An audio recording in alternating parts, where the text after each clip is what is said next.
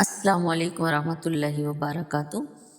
آج الحمدللہ ہم اپنے درس قرآن کا آغاز سورۃ آل عمران کی آیت نمبر 42 سے کرتے ہیں۔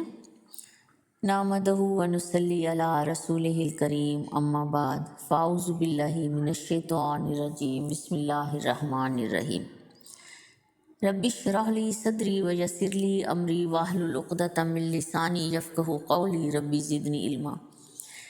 ربی یسر ولا تعسر وتمم بالخیر وبک نستعین، ربی زدنی علما، ربی زدنی علما۔ بسم اللہ الرحمن الرحیم۔ وَإِذْ قَالَتِ الْمَلَائِكَةُ يَا مَرْيَمُ إِنَّ اللَّهَ اصْطَفَاكِ وَطَهَّرَكِ وَاصْطَفَاكِ عَلَى نِسَاءِ الْعَالَمِينَ۔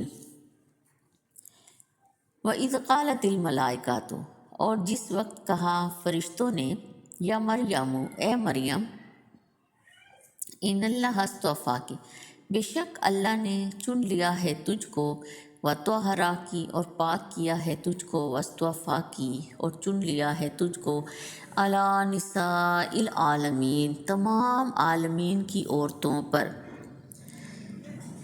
تو پتہ چلتا ہے کہ اللہ رب العزت نے فرشتوں کے ذریعے مریم علیہ السلام کو اپنا پیغام پہنچایا، اور فرشتے ڈائریکٹ مریم علیہ السلام کو اللہ کا پیغام دے رہے ہیں کہ اے مریم علیہ السلام، اللہ رب العزت نے تمہیں تمام عالمین کی عورتوں پر چن لیا ہے۔ اور یہ خوشخبری تو اللہ رب العزت اس کی ماں کو بھی پہلے دے چکے تھے نا، کہ جب اس کی ماں نے کہا کہ میں نے تو ایک عورت لڑکی کو جنم دیا ہے، تو اللہ نے کیا فرمایا تھا کہ واللہ عالم بما وضعت، اور اللہ خوب جانتا ہے جو کچھ تم نے جنا ہے، جو اس نے جنا ہے۔ وَلَيْسَ الذَّكَرُ كَالْأُنثىٰ، اور نہیں ہے لڑکا مانند عورت کے۔ تو یہ اللہ ہی جانتا ہے کہ اس لڑکی سے اس کو کیا کام لینے تھے، اور یہاں اللہ رب العزت اپنی اس کے چنے جانے کا پیغام فرشتوں کے تھرو ڈائریکٹ مریم علیہ السلام کو بتا رہے ہیں کہ اللہ نے تمہاری ماں کی منت کو قبول کر لیا، اور عورت ہونے کے باوجود اس کو ہیکل سلیمانی میں رہنے کی جگہ عطا فرمائی، اور ان کے پاس فرشتے آ کر اس کو یہ پیغام دے رہے ہیں۔ ان کے پاس خصوصی رزق پہنچتا تھا اللہ رب العزت کی طرف سے، بے موسمی پھل ان کے پاس موجود ہوتے تھے، علمی صحیفے ان کو دیے جاتے تھے، ان کی اخلاقی اور روحانی تربیت وہاں ہو رہی تھی۔ وَطَہَّرَكِ وَاصْطَفَاكِ، اور پاک کیا ہے تجھ کو اور چن لیا ہے تجھ کو۔ تو کہا جاتا ہے کہ عورتوں کی جو عام نجاستیں حیض وغیرہ کی ہیں وہ ان سے بھی پاک تھی، تو بغیر مرد کے اللہ رب العزت نے ان کو ماں بنایا، بغیر مرد کے اللہ رب العزت نے ان کو بچہ دیا۔ تو یہ ساری خصوصیات جو تھی وہ ایک ساتھ مریم علیہ السلام کے اندر تھی، جو دنیا کی کسی اور عورت کے اندر نہیں ہے۔ اور اس وقت ان کو ہیکل سلیمانی میں رہنے کی جگہ اللہ رب العزت نے دی، جب لڑکے وہاں صرف جا کر عبادت کے لیے مخصوص کر دیے جاتے تھے، اور وہ وہاں مسجد کی خدمت کرتے تھے یا وہاں اللہ رب العزت کی عبادت کرتے تھے۔ لیکن اس وقت اللہ رب العزت نے مریم علیہ السلام کو یہ شرف دیا کہ وہاں ان کو رہنے کی جگہ عطا فرمائی۔ اور آپ صلی اللہ علیہ وسلم کی احادیث مبارکہ سے بھی یہ ہمیں پتہ چلتا ہے کہ آپ صلی اللہ علیہ وسلم نے فرمایا، دنیا کی بہترین عورتیں مریم بنت عمران اور ختیجہ بنت خولد ہیں۔ ایک اور جگہ آپ صلی اللہ علیہ وسلم نے فرمایا، مردوں میں تو کئی مرد کامل ہوئے ہیں، عورتوں میں صرف آسیہ زوجہ فرعون اور مریم بنت عمران ہیں۔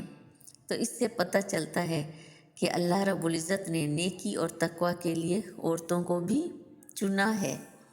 اب آگے اللہ رب العزت کیا فرما رہے ہیں، یا مریم اقنتی لربک واسجدی وارکعی مع الراکعین۔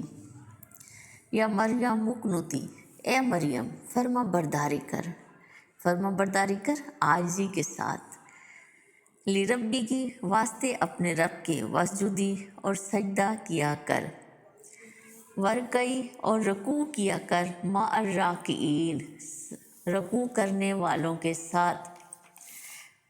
تو یہاں فرشتوں نے خصوصی ہدایات کی ہے مریم علیہ السلام کو کہ وہ اپنے چنے جانے پر اللہ رب العزت کا شکر ادا کرے اور فرما برداری کے ساتھ شکر ادا کرے اور سجدہ کرے، رکوع کرے۔ یہاں اقنوتی کا جو لفظ اللہ رب العزت نے استعمال کیا ہے تو یہ عاجزی اور انکساری یا فرما برداری کے لیے آتا ہے۔ تو نعمت کے ملنے پر جو ایک اچھا انسان ہوتا ہے نا، وہ اکڑتا نہیں ہے، بلکہ اس کے اندر اور اللہ رب العزت کی شکر گزاری کا جذبہ جو ہوتا ہے وہ بڑھ جاتا ہے۔ وہ اور شکر کے ساتھ، عاجزی کے ساتھ، انکساری کے ساتھ اللہ کی دی ہوئی نعمت کا اعتراف کرتا ہے اور اللہ کا شکر ادا کرتا ہے۔ اگر عام زندگی میں بھی ہم دیکھیں تو ایک پھلدار درخت کی شاخیں جو ہوتی ہیں نا وہ جھکی ہوئی ہوتی ہیں، وہ کبھی بھی پھلدار درخت جو ہے وہ اکڑا ہوا نہیں ہوتا، بلکہ وہ جتنا زیادہ اس پر پھل کی مقدار زیادہ ہوتی ہے، اس کی شاخیں جو ہے وہ زمین کی طرف جھک جاتی ہیں۔ تو ایک اچھے انسان کو جب اللہ رب العزت کسی خاص نعمتوں سے نوازتا ہے تو اس کے اندر تکبر نہیں آتا، بلکہ اس کے اندر مزید عاجزی اور انکساری پیدا ہوتی ہے اور وہ اللہ رب العزت کا شکر ادا کرتا ہے۔ تو ہمارے لیے اس میں کیا سبق ہے؟ ہمارے لیے سبق یہ ہے کہ ہر نعمت کے ملنے پر اللہ کا شکر ادا کرنا چاہیے، اور کبھی بھی زندگی میں کوئی پریشانی آئے، کوئی مشکل آئے تو پھر بھی نماز اور سجود و رکوع کے ذریعے اللہ رب العزت کی سے مدد بھی مانگنی چاہیے، کہ جب ہم سجدے میں اپنے جسم کا سب سے خوبصورت حصہ زمین پر رکھ کر اللہ کی تعریف کرتے ہیں، اور اسی طرح رکوع میں بھی ہم پوری عاجزی اور انکساری کے ساتھ جب جھک کر اللہ کی عظمت اور اس کی بزرگی کا اعتراف کرتے ہیں، تو اس سے پتہ چلتا ہے کہ سب سے عظیم ہستی تو ہے جو ہے وہ ہے اللہ رب العزت کی ہستی سب سے عظیم ہے۔ اللہ ہی سب سے عظیم ہے، وہی ہے جو سب کچھ نوازنے والا ہے۔ اور ورکع مع الراکعین، اور رکوع کیا کر ساتھ رکوع کرنے والوں کے۔ تو پتہ چلتا ہے کہ جہاں حضرت مریم علیہ السلام رہتی تھی ہیکل سلیمانی میں، وہ وہاں باجماعت نماز بھی ہوتی ہوگی، وہاں ہوتی تھی، بلکہ ہوتی تھی، تو اس لیے ان کو یہاں باجماعت رکوع اور سجود کا بھی حکم دیا جا رہا ہے، اور ان کو تنہائی میں بھی نمازیں پڑھنے کا وہاں موقع ملا۔ تو اللہ رب العزت فرما رہے ہیں کہ جو باجماعت بھی سجود اور رکوع کے ذریعے اللہ رب العزت کی فرما برداری کر، اور اس نے جو نعمتیں تمہیں عطا کی کہ تمام عالمین کی عورتوں پر تمہیں چنا، اس کے لیے اللہ رب العزت کا شکر ادا کر۔ اب آگے اللہ رب العزت فرما رہے ہیں ذالک من انباء الغیب نوحیہ الیک، ذالک یہ من انباء الغیب غیب کی خبروں میں سے ہیں، نوحیہ وحی کرتے ہیں ہم اس کو، الیک طرف تیری طرف۔ تو یہاں اللہ رب العزت محمد مصطفیٰ صلی اللہ علیہ وسلم سے فرما رہے ہیں کہ اے محمد صلی اللہ علیہ وسلم، یہ باتیں تو غیب کی ہیں جو میرے علاوہ کوئی نہیں جانتا، جو ہم تمہارے پاس بھیجتے ہیں وہ وحی کے ذریعے یہ ساری باتیں اللہ رب العزت آپ صلی اللہ علیہ وسلم کو بتا رہی ہیں۔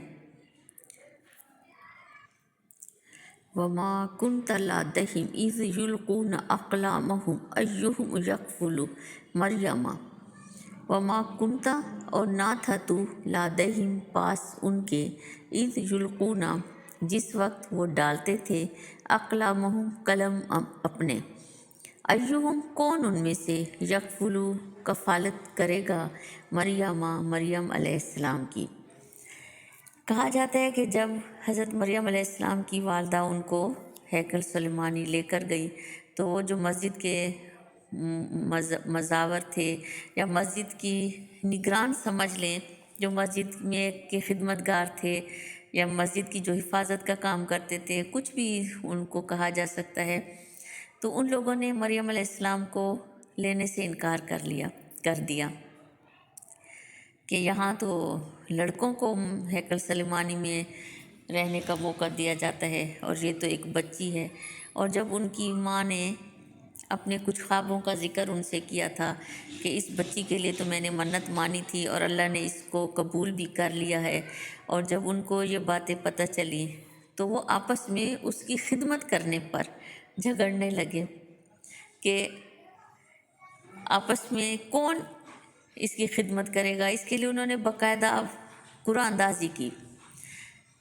تو اللہ رب العزت اسی بات کا یہاں پہ تذکرہ فرما رہے ہیں کہ محمد صلی اللہ علیہ وسلم جب مریم کی کفالت کرنے کے لیے ہیکل سلیمانی میں قرآن اندازی کی جا رہی تھی تو اس وقت آپ تو وہاں موجود نہیں تھے۔ یہ ساری باتیں وحی کے ذریعے اللہ رب العزت آپ صلی اللہ علیہ وسلم کو بتا رہی ہیں۔ تو اس سے ایک بات یہ بھی پتہ چلتا ہے ہمیں عام زندگی میں کہ اگر کوئی زندگی کا ایسا معاملہ ہو جہاں جھگڑا ہونے کا اندیشہ ہو تو وہاں قرآن اندازی سے بھی کام لیا جا سکتا ہے تاکہ معاملات آسانی سے نمٹائے جا سکیں، معاملات کو بہت خوش اسلوبی سے فیصلے کیے جائیں۔ تو اللہ رب العزت نے وحی کے ذریعے یہ ساری باتیں آپ صلی اللہ علیہ وسلم کو بتائی ہیں۔ وَمَا كُنْتَ لَدَيْهِمْ إِذْ يَخْتَصِمُونَ، اور نہ تھا تو پاس ان کے اِذْ يَخْتَصِمُونَ جب وہ جھگڑتے تھے یا وہ جب جھگڑ رہے تھے۔ اس سے پتہ چلتا ہے کہ جو قرآن بتا رہا ہے ہم نے اس پر ایمان لانا ہے کہ اللہ رب العزت واحد لا شریک ہے، وہ اپنی ذات اور اپنی صفات میں لا شریک ہے، وہ غیب کی باتیں اسی کو پتہ ہیں۔ اس کے علاوہ چاہے کوئی نبی ہے، کوئی ولی ہے، کوئی پیغمبر ہے، غیب کی باتیں ان کو بھی پتہ نہیں ہیں۔ اللہ رب العزت اپنے نبیوں کو جو پچھلی امتوں کے واقعات تھے یا پچھلی امتوں کے جو قصے تھے وہ وحی کے ذریعے اپنے انبیاءوں کو بتاتے تھے۔ اپنے آپ صلی اللہ علیہ وسلم کو بھی اہل یہود کے قصے ہیں یا نصارہ کے واقعات ہیں، جو بھی پچھلے واقعات ہیں اللہ رب العزت نے وحی کے ذریعے آپ صلی اللہ علیہ وسلم کو وہ بتائے ہیں۔ تو اللہ کی ذات اور صفات میں اللہ کے علاوہ کوئی بھی شریک نہیں ہے، وہ واحد ہے، وہ لا شریک ہے۔ تو اس آیت مبارکہ سے ہمیں یہ بھی پتہ چلتا ہے کہ ہمیں اپنے علم جو اللہ کا علم ہے اس کے ساتھ ہم نے کسی کو شریک نہیں بنانا۔ جو اللہ کی ذات ہے، اللہ کی صفات ہے، وہ کسی اور کے اندر نہیں پیدا ہو سکتی۔ وآخر دعوانا ان الحمد للہ رب العالمین۔ سبحانک اللہم وبحمدک، اشہد ان لا الہ الا انت، استغفرک واتوب الیک۔